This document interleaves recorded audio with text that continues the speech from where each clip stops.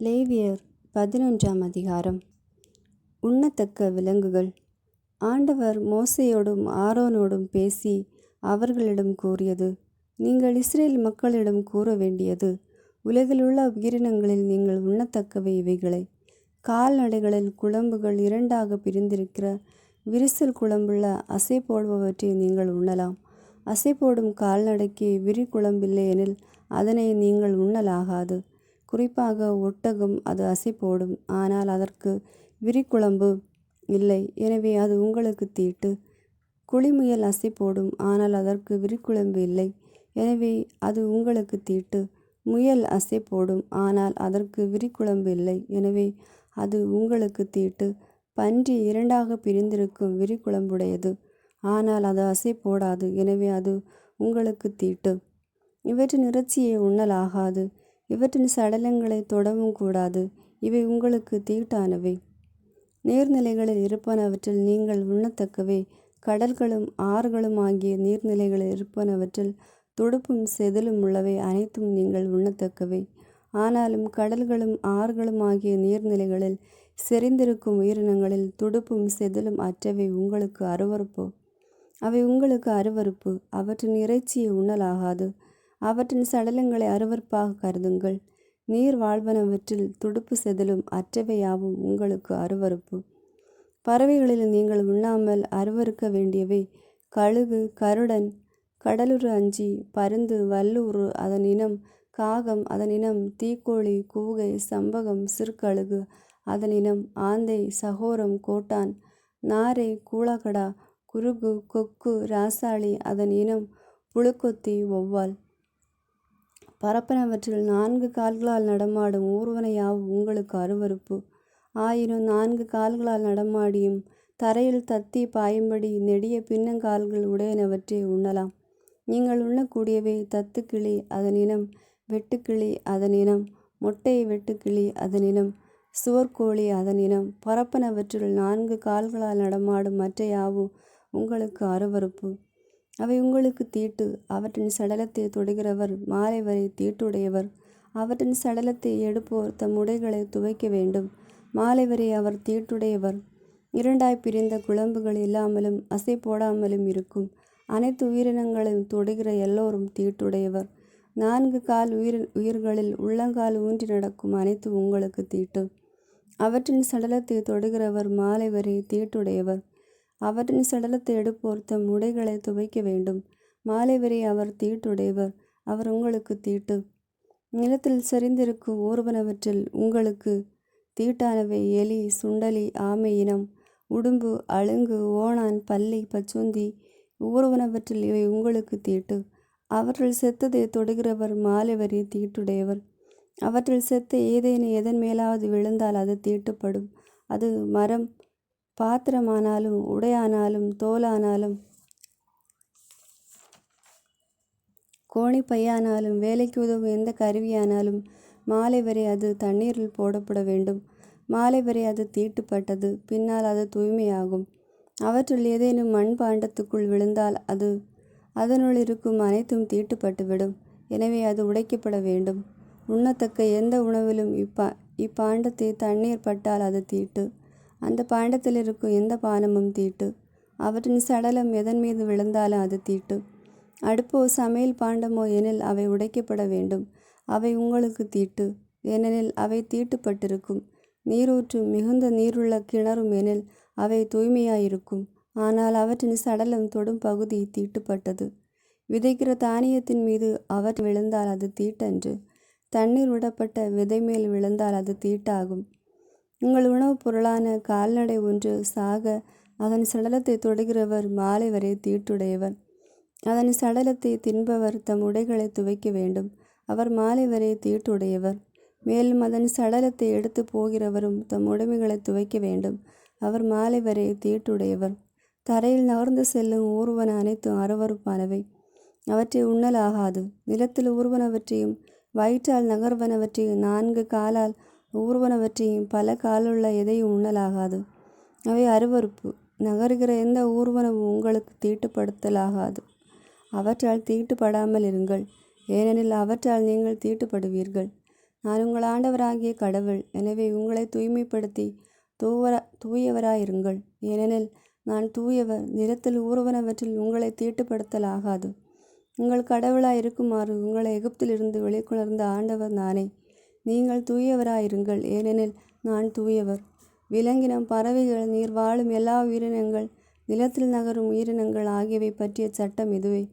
இதனின்று தீட்டுடையதற்கும் தீட்டதற்றதற்கும் உண்ணத்தகுந்த உயிரினங்களுக்கும் உண்ணத்தகாத உயிரினங்களுக்கும் வேறுபாடு தெரிந்து கொள்க.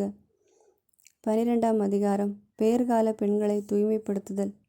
ஆண்டவர் மோசேயிடம் கூறியது: இஸ்ரேல் மக்களுக்கு நீ சொல்ல வேண்டியது: ஒரு பெண் கருத்தரித்து ஆண் குழந்தை பெற்றால் 7 நாள் விலக்கு நாட்களில் இருப்பது போலவே தீட்டுப்பட்டிருப்பாள். 8ஆம் நாளன்று அதற்கு விருத்த சேதனம் செய்யப்பட வேண்டும்.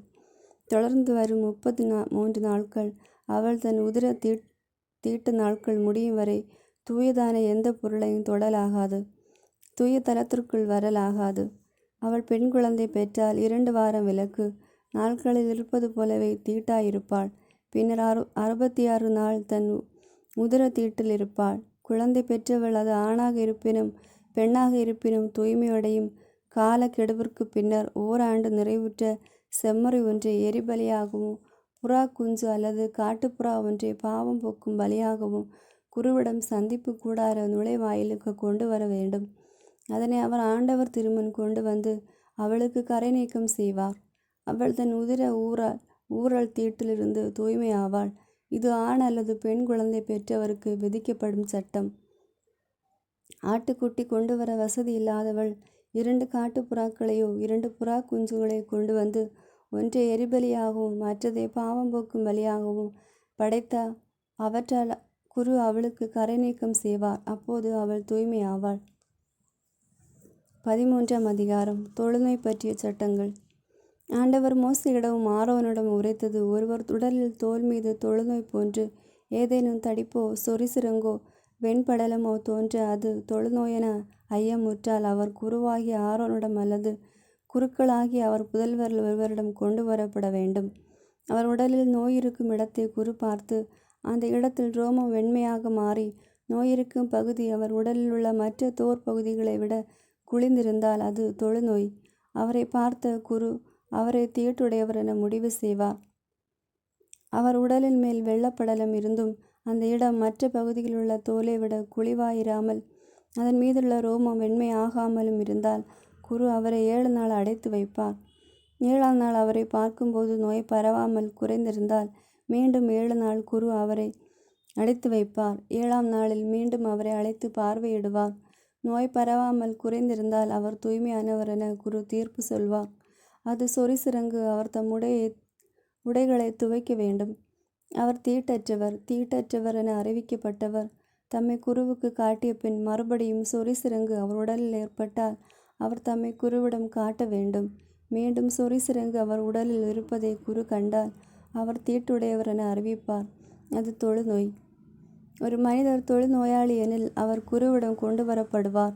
தோலில் வெண்ணிற தடிப்பு இருந்து அது ரோமத்தை வெண்மையாக மாற்றி திறந்த புண்ணாயிற்று என குரு கணிப்பார். அது அவர் உடலில் நெடுநாளாயிருக்கும். தொழுநோய். குரு அவர் தீட்டுடையவர் என அறிவிப்பார். அவரை அடைத்து வைக்க வேண்டும். அவர் தீட்டுடையவரே.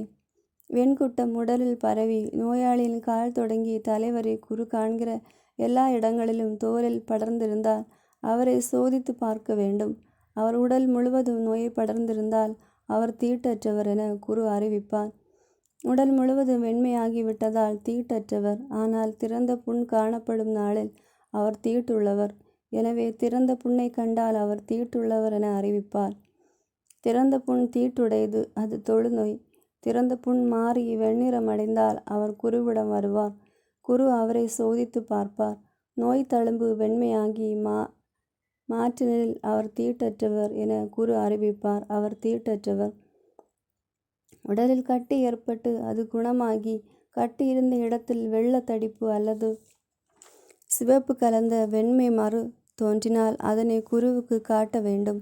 குரு அதை சோதித்து பார்ப்பார். அந்த இடம் மற்ற தோலை விட தாழ்ந்து அந்த இடத்தில் ரோம வெண்மையாகி மாறியிருந்தால் அவர் தீட்டுள்ளவர் என குரு அறிவிப்பார். அது கட்டியால் உண்டான தொழுநோய். குரு அதை சோதித்து பார்க்கும்போது அதில் வெள்ளை ரோமம் இல்லை என்று, மற்ற தோலை விட குளிர்ந்திராமல் சற்று கருமையாக மட்டும் உள்ளது என்று கண்டால் அவர் அவரை 7 நாள் அடைத்து வைப்பார்.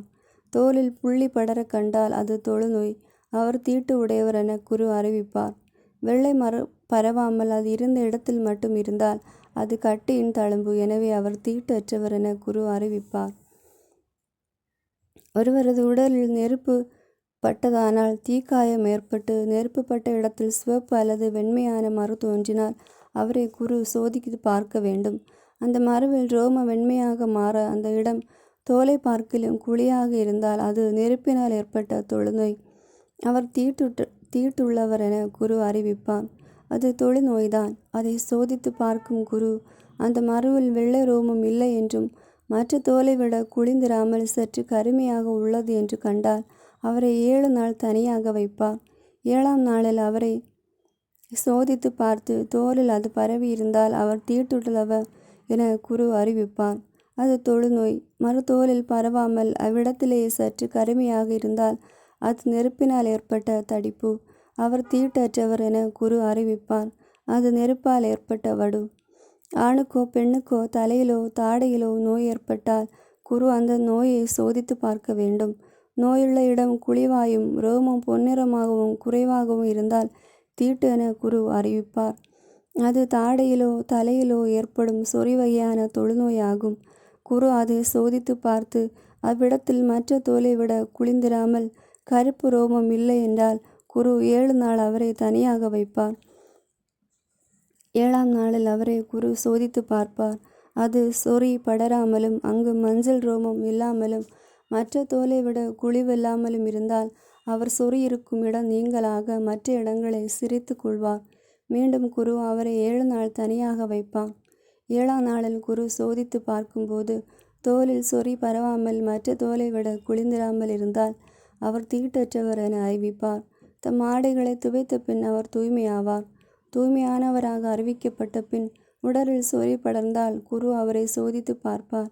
தோலில் சொறி பரவி இருந்தால் ரோமம் மஞ்சள் நிறமா என குரு பார்க்க தேவையில்லை, அவர் தீட்டுள்ளவர். சொறி குறைந்த அந்த இடத்தில் கருப்பு ரோமம் முளைத்தனில் சொறி குணமாயிற்று, அவர் தீட்டற்றவராய் இருக்கிறார், அவர் தீட்டற்றவர் என குரு அறிவிப்பார். ஓர் ஆண் அல்லது பெண்ணின் உடலில் வெள்ளை புள்ளிகள் காணப்பட்டால் குரு சோதித்து பார்ப்பார். அவர்கள் மேல் தோலில் மங்கின வெண்ணிறத்தில் இருந்தால் அது தோலில் தோன்றுகிற வெள்ளை தேமல், அவர் தூய்மையானவர். தலைமுடி உதிர்ந்து ஒருவர் மொட்டையானால் அவர் தூய்மையானவர். முன்புற தலைமுடி உதிர்ந்து அரை மொட்டையானால் அவரும் தூய்மையானவர். மொட்டை தலையில் செந்நிறம் கலந்த வெண்மையான புண் உண்டானால் அது தொழுநோயின் தொடக்கம். குரு அவரை சோதித்து பார்ப்பார். அவரது மொட்டை தலையிலோ அரை மொட்டை தலையிலோ உடலின் தோலில் தோன்று தொழுநோய் போன்ற செந்நிறம் கலந்த வெண்மையான தடிப்பு இருந்தால்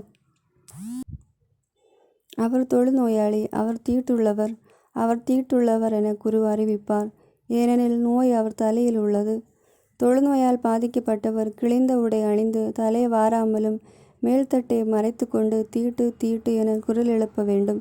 நோயுள்ள நாளெல்லாம் அவர் தீட்டுள்ளவர். எனவே தீட்டுள்ள அவர் பாளையத்துக்கு வெளியே தனியாக குடியிருப்பார்.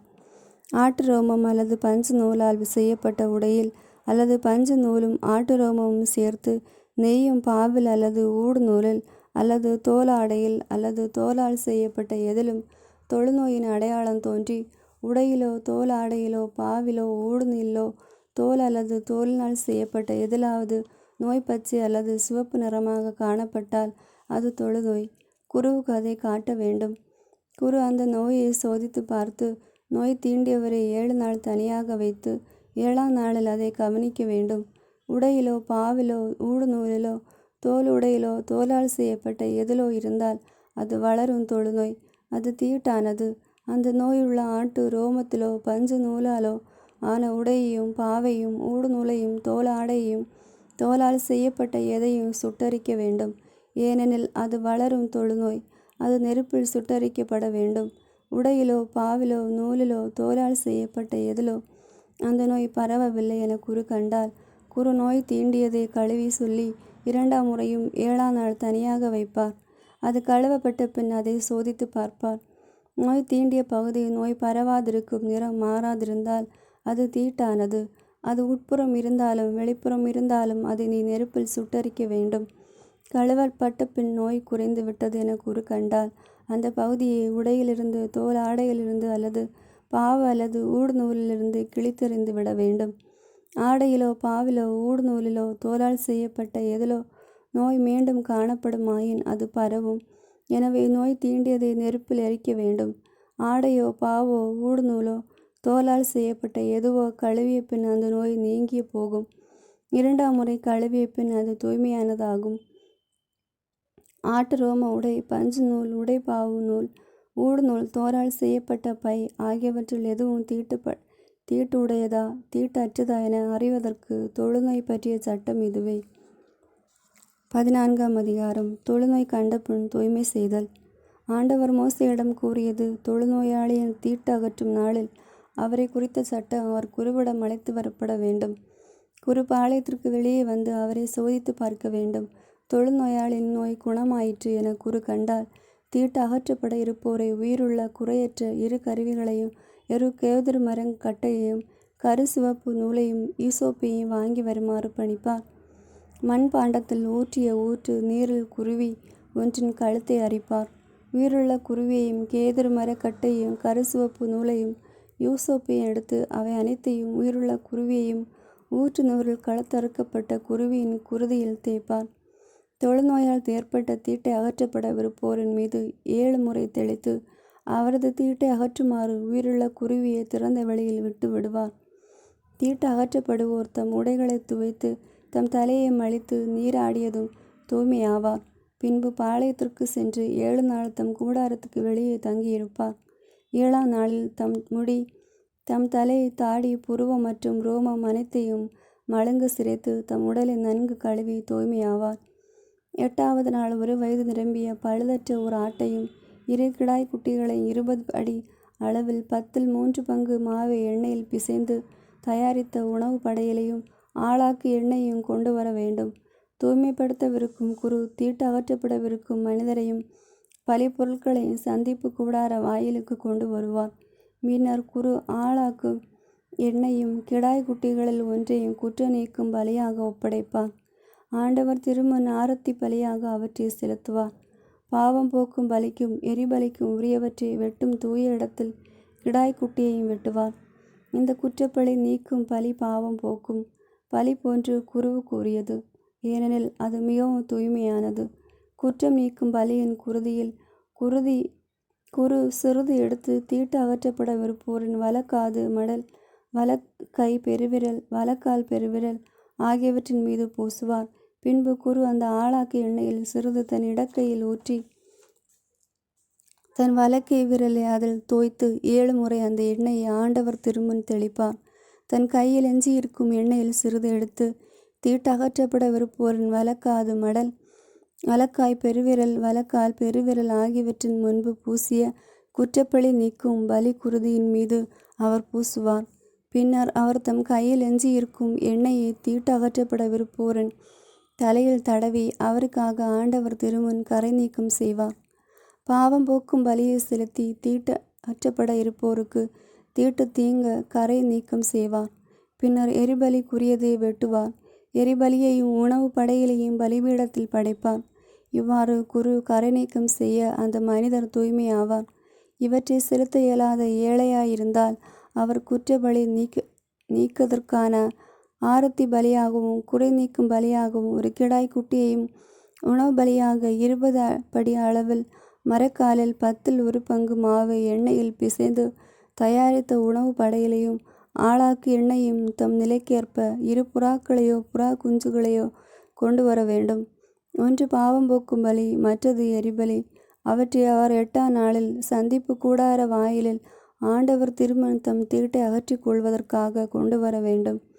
குற்றப்பழி நீக்கும் கிடாய் குட்டியையும் ஆளாக்கி எண்ணெயையும் குரு வாங்கி ஆண்டவர் திருமுன் ஆரத்தி பலியாக காட்டுவார். குற்றப்பழி நீக்கும் கிடாய் குட்டியை அடித்து அதன் இரத்தத்தில் சிறிது பிடித்து தீட்டு அகற்றப்படவிருப்போர் வலக்காது மடலிலும் வலக்கை பெருவிரலிலும் வலக்கால் பெருவிரலிலும் பூசுவார். பின்னர் அவர் தம் இடக்கையில் சிறிது எண்ணெயை ஊற்றி தம் வலக்கை விரலை அதில் தோய்த்து 7 முறை அந்த எண்ணெயை ஆண்டவர் திருமுன் தெளிப்பார். தம் கையில் எஞ்சியிருக்கு எண்ணெயில் சிறிது எடுத்து தீட்டு அகற்றப்பட இருக்கிறவரின் வலக்காது மடல், வலக்கை பெருவிரல், வலக்கால் பெருவிரல் ஆகியவற்றின் முன்னர் பூசிய குற்றப்பழி நீக்கும் பலி குருதியின் மீது அவர் பூசுவார். பின்னர் அவர் தம் கையில் எஞ்சியிருக்கும் எண்ணெயை தீட்டு அகற்றப்படவிருப்போரின் தலையில் தடவி அவருக்காக ஆண்டவர் திருமுன் கரை நீக்கம் செய்வார். பின்னர் தீட்டு அகற்றப்படவிருப்போர் தம் நிலைமைக்கு தக்கவாறு கொண்டு வந்த புறா எனினும் புறா குஞ்செனினும் அவற்றில் ஒன்றே பாவம் போக்கும் பலியாகவும் மற்றதை எரிபலியாகவும் உணவு படையலோடு படைப்பார். இவ்வாறு குரு தீட்டு அகற்றப்படுவோருக்கு ஆண்டவர் திருமுன் கரை நீக்கம் செய்வார். தம்மை தூய்மையாக்கி கொள்ள போதுமானவற்றை கொண்டு வர இயலாத தொழுநோயாளிக்கு உரிய சட்டம் இதுவே. தொழுநோயாளி வீடு. ஆண்டவர் மோசேயிடமும் ஆரோனிடமும் கூறியது, உங்களுக்கு உடமையாக நான் வழங்கும் கானான் நாட்டிற்கு நீங்கள் வந்த பின்னர் அங்குள்ள ஒரு வீட்டில் தொழுநோயை நான் வர செய்தால் அந்த வீட்டின் உடைமையாளன் என் வீட்டில் நோய்க்கான அறிகுறி தென்படுகிறது என குருவுக்கு அறிவிக்க வேண்டும். குரு நோயை சோதித்து பார்க்க செல்லும் முன் வீட்டில் உள்ள அனைத்தையும் வெளியேற்றுமாறு கட்டளையிடுவார். இல்லையில் வீட்டில் உள்ள அனைத்தும் தீட்டென கருதப்படும். பின்னர் நோயை சோதிப்பதற்காக குரு வீட்டினுள் நுழைவார். அவர் நோய் பற்றியிருக்கும் இடத்தை பார்வையிடுவார். வீட்டு சுவர்களில் பச்சையும் சிவப்புமான கரை இருந்து அப்பகுதி சுவர் பரப்பை விட குழிவாயிருந்தால் குரு வீட்டை விட்டு வெளியே வந்து வாயிலை 7 நாள் அடைத்து வைப்பார். 7ஆம் நாள் மீண்டும் வந்து சோதித்து பார்ப்பார்.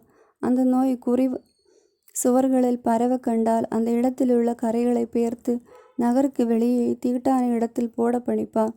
வீட்டின் உட்சுவரை செதுக்கப்பட்ட பூச்சு மண்ணை நகருக்கு வெளியே தீட்டான இடத்தில் கொட்டிவிட்டு பெயர்த்த கற்களுக்கு பதிலாக வேறு கற்களை கொண்டு வந்து வேறு மண்ணை எடுத்து பூச சொல்வார். கற்களை மாற்றி சுவரை கொத்தி பூசி புதியதாக்கிய பின்னர் அந்நோய் வீட்டில் மீண்டும் தென்பட்டால் குரு வந்து பார்ப்பார்.